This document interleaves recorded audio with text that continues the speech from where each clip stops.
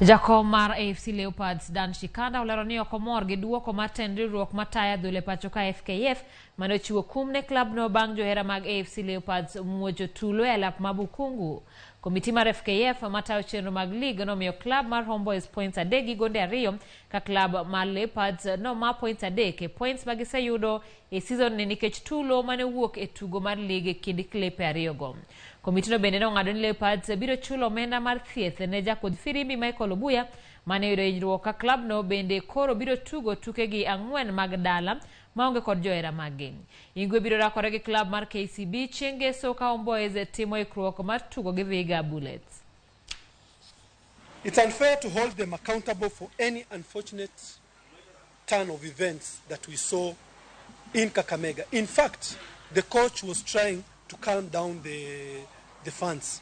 We expect a fair and impartial hearing when our team's interests are at stake, like now, and we believe that the decision of FKF League and Competition Committee in this case has failed to meet this expectation. Denying fans coming to the stadium because of a few elements here and there will kill our football. There should not be a one-sided in making decisions. They should look at both sides of the coin so that they can decide on something when they have all the evidence in place.